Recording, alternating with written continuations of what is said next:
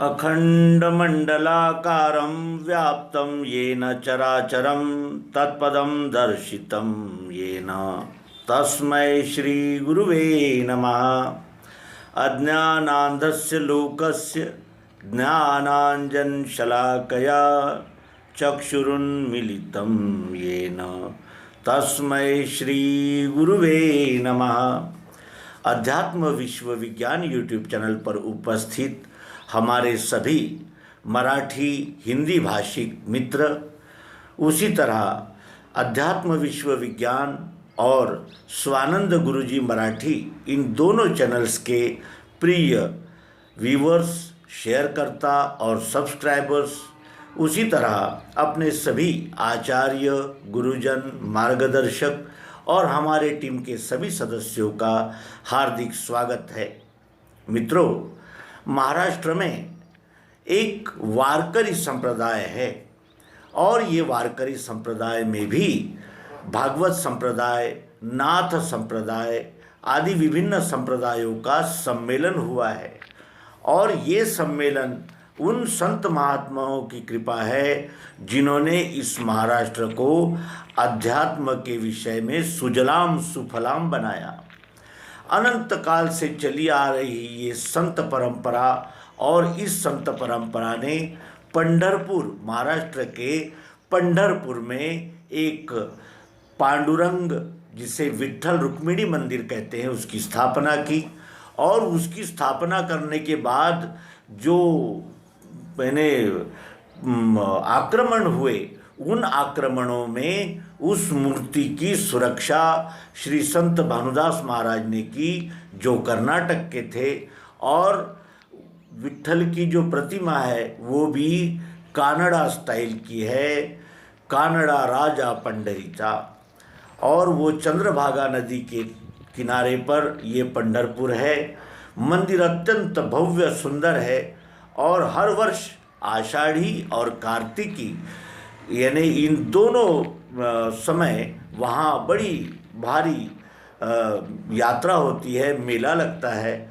और उस मेले में अनेक गांवों से वहाँ आने वाले डिंडी, पताका और ताल मृदंग की यानी एक घोष करते हुए, ज्ञानोबा तुकाराम, रामकृष्ण हरि, इस प्रकार का घोष करते हुए वहाँ अनेक डिंडियाँ, अनेक यात्राएं सम्मिलित होती है और वहाँ फिर एक उत्सव का वातावरण निर्मित हो जाता है। मित्रों, श्री संत ज्ञानेश्वर महाराज को वारकरी संप्रदाय में एक प्रवर्तक माना जाता है। उनके गुरु श्री निवृत्तिनाथ महाराज ये नाथ संप्रदाय से प्रेरित थे। नाथ संप्रदाय का उन्हें यानी परंपरा मिली थी, उन पर कृपा हुई थी। नाथ परंपरा मच्छिंद्रनाथ, गोरखनाथ, कानिफनाथ, गहनीनाथ, इस प्रकार की ये परंपरा है। और इसी परंपरा में श्री संत ज्ञानेश्वर महाराज हुए, जो अपने बड़े भाई श्री निवृत्तिनाथ महाराज से उपदेशित थे।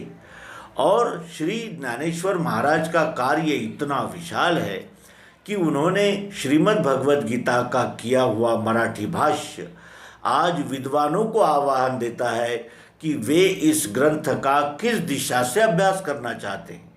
आप इसका अभ्यास भाषा की दृष्टि से करना चाहते हैं, या आप इसका अभ्यास विद्वत्ता की दृष्टि से करना चाहते हैं, कवित्व की दृष्टि से करना चाहते हैं, अध्यात्म की दृष्टि से करना चाहते हैं, व्यवहार की दृष्टि से करना चाहते हैं।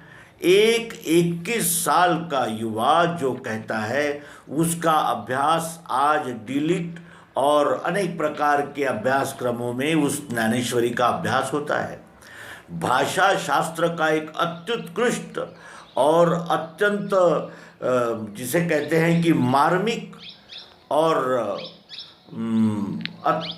अलंकारिक ऐसा वो ग्रंथ है, जिसमें श्रीमद् भगवद गीता के पर श्री ज्ञानेश्वर महाराज ने भाष्य किया है।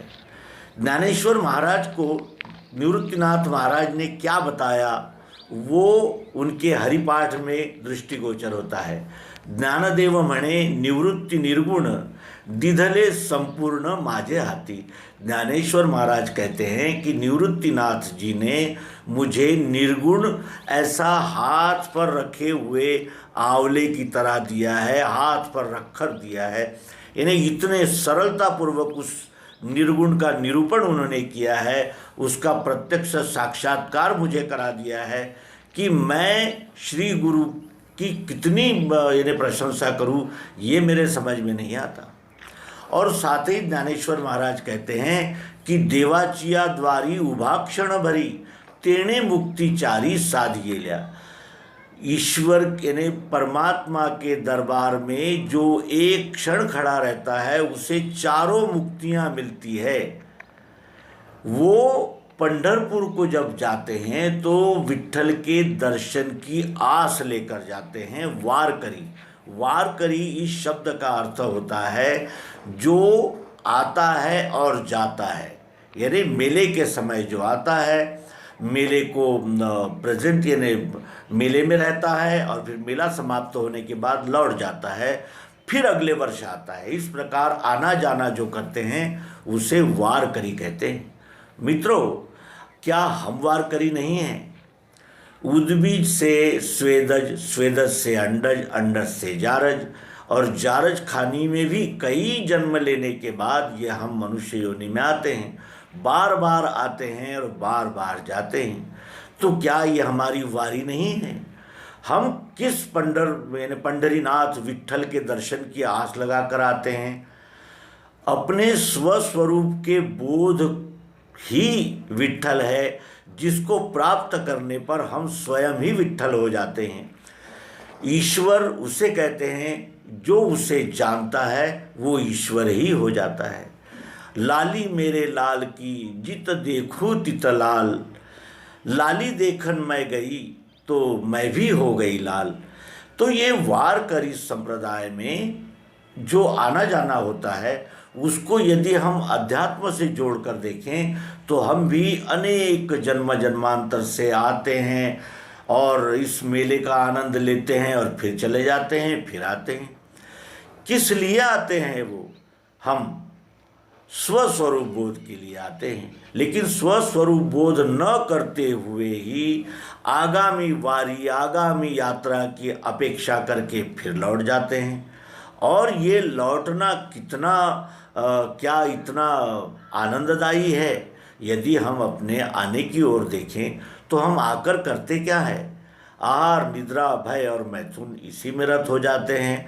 और फिर यदि ये संपूर्ण हो जाए तो फिर मान, ऐश्वर्य, बड़ाई और जिसे कहते हैं कि मनमानी करता रहूं और मुझे कोई दुख न हो, मुझे सारी सुविधाएं और भौतिक साधन मिले, इसी में हम खो जाते हैं। लेकिन ये जो उसका उस वारी का जो लक्ष्य है, पंढरीनाथ के दर्शन करना, इस विश्वरूप विधाता का प्रत्यक्ष परिचय प्राप्त कर लेना और उसके साथ एकाकार होना, ये मौका छोड़ देते हैं और बार बार हमारा आना जाना होता है। हमारे आने जाने में और हमारे यहाँ रहने में हम ये भूल जाते हैं कि ये कोई सदैव के लिए नहीं होता ऐसा। ये कुछ समय के लिए हमें ये नर्तन मिलता है और इस नर्तन का उपयोग करते हुए यदि हमने तत्वदर्शी सद्गुरु को नहीं खोजा तो फिर हम लौट जाएंगे। लौटना तो होता ही है, चाहे वो अवतार हो या कोई महात्मा हो, संत हो, कोई भी हो, लौटना तो है। लेकिन लौटने से पहले कबीरा आए जगत में हम हंसे जग रोए, ऐसी करनी कर चले जग हंसे हम रोए। ये व्यावहारिक लौकिक प्रतिष्ठा और जिसे कहते हैं कि गौणी भक्ति है। लेकिन दूसरी भक्ति यह है कि कबीरा तेरी झोपड़ी गलकटियन के पास, और जाकी करनी सो भरे तू क्यों हो तो उदास। इस प्रकार ये दूसरी कैटेगरी होती है। और तीसरी कैटेगरी जो होती है वो होती है कि इस विश्वरूप विधाता को जानकर और इस पिंड का और ब्रह्मांड का मिलान करके शक्कर का दाना ये जान ले कि मैं शक्कर हूँ, तो उसके दाना बनने और मिटने का दुख समाप्त हो जाएगा। और वो शक्कर का दाना है, इसका ज्ञान होते ही फिर वो अपनी मिठास को जानकर मिठास ही हूँ, मिठास में ही हूँ और मिठास ही होऊंगा, इस बोध में आता हुआ अत्यंत प्रसन्न जीवन जीता है। और इस वारी का अंत, इस वारी का लक्ष्य सफल होता है। हमें उस पंढरीनाथ के दर्शन करने हैं जो इस विश्व का एक है, जिसके सिवाय दूसरा कोई है ही नहीं, जो स्वयंभू है, सार्वभौम है, सार्वदेशिक है, सार्वकालिक है और सबका है। वो कभी भेदभाव नहीं करता।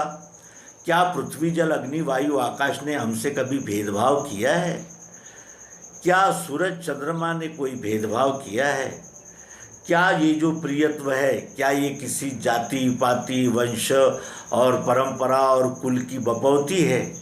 नहीं, वो सबका है। एक विट्ठल, एक पुरुषोत्तम, एक पंढरीनाथ।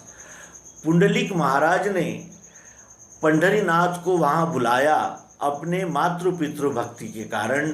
ये एक अत्यंत प्रसिद्ध प्रचलित कथा महाराष्ट्र में है और वही इस पंढरपुर के विट्ठल का वहाँ आगमन होने का परम कारण था। और इस कारण को संजोते हुए अनेक प्रकार के संत, ज्ञानेश्वर महाराज, नामदेव महाराज, निवृत्तिनाथ, सोपान, मुक्ताबाई, चोखा मेड़ा, कर्म मेड़ा और निड़ोबा राय, ऐसे अनंत संत जिसमें निर्माण हुए होते हैं और वो अपने पुण्य पावन और मधुर और समर्पक वाणी से हम जैसे वारकरियों को जगाते रहते हैं। आइए इस अवसर पर उनका धन्यवाद व्यक्त करें और उस विधाता से जो हमें नर तन देकर पहले ही उपकृत कर चुका है, उसके चरणों में फिर यह प्रार्थना करें कि न लगे मुक्ति धन संपदा, संत संग देई सदा।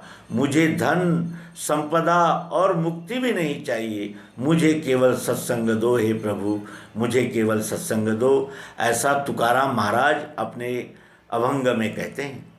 संतों की रचना को अभंग कहा जाता है, जिसका कभी भंग नहीं होता, वो कभी झूठी सिद्ध नहीं होती और वो कभी अप्रासंगिक नहीं होती, इसलिए उसे अभंग कहते हैं। आइए हम भी उस संत साहित्य का यथामति अभ्यास करें।